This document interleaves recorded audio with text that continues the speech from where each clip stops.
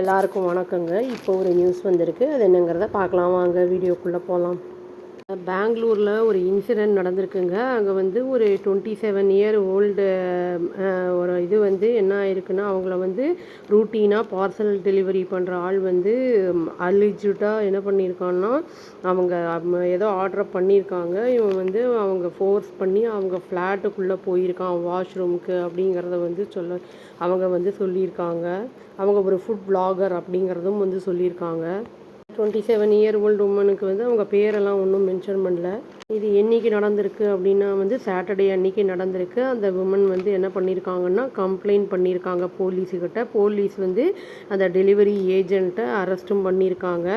அவனுக்கு வந்து ஐடென்டிஃபை பண்ணியிருக்காங்க. அந்த பையனுக்கு வயசு வந்து 22 இயர்ஸ் ஆகுது.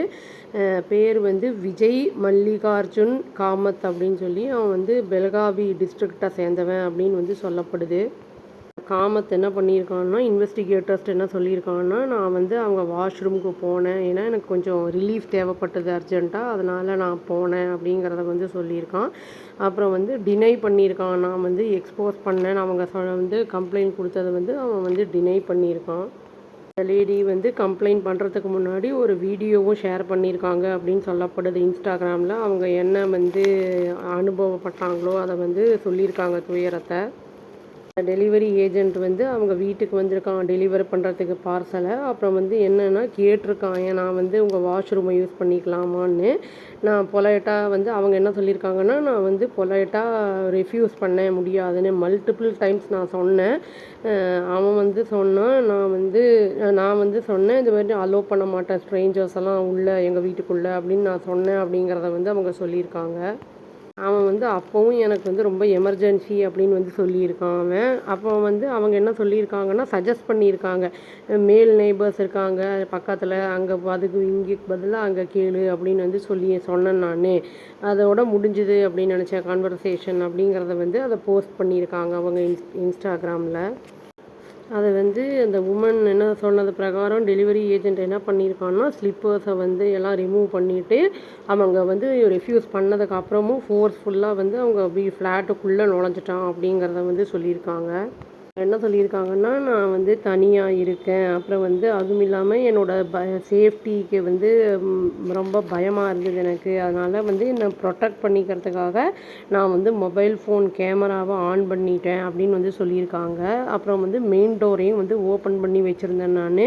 அந்த என்ட்ரன்ஸ் கிட்டேயே வந்து ஃபுல்லாக அவன் வர வரைக்கும் நின்றுட்டுருந்தேன் அப்படின்னு வந்து சொல்லியிருக்காங்க. அது மட்டும் இல்லாமல் வந்து இது வந்து அதுதான் நடக்கும் அப்படின்னு நினச்சேன். அவன் சப்போஸ் ஏதாவது நடந்தது அப்படின்னா பண்ணுற மாதிரி இருந்தது அப்படின்னா நம்ம வந்து வெளியில் ஓடி போய் ஹெல்ப்புக்காக வந்து கத்தலாம் அப்படிங்கிற பிளானில் தான் நான் வாசல்லையே இருந்தேன் அப்படிங்கிறத சொல்லியிருக்காங்க.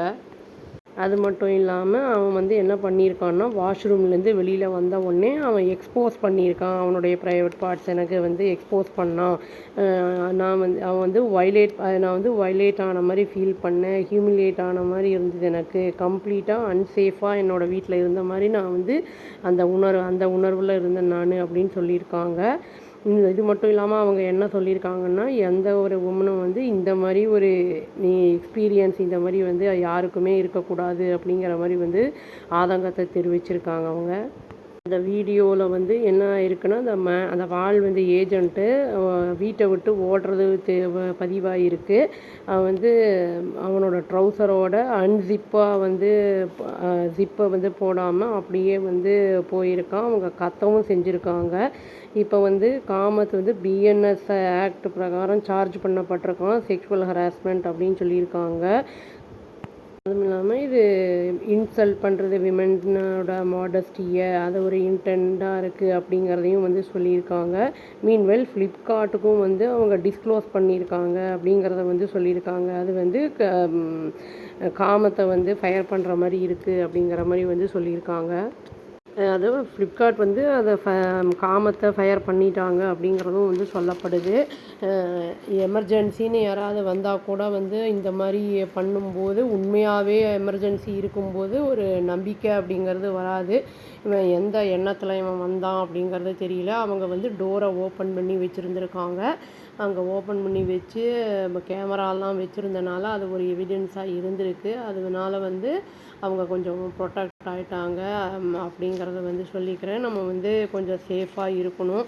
ஹெல்ப் பண்ணலாம், ரொம்ப முடியல அந்த மாதிரி இருக்கும்போது ஹெல்ப் பண்ணலான்னு நினைக்கும்போது கூட வந்து ஹெல்ப் பண்ண முடியாத அளவுக்கு இந்த மாதிரிலாம் இன்சிடென்ட்ஸ் எல்லாம் நடக்குது.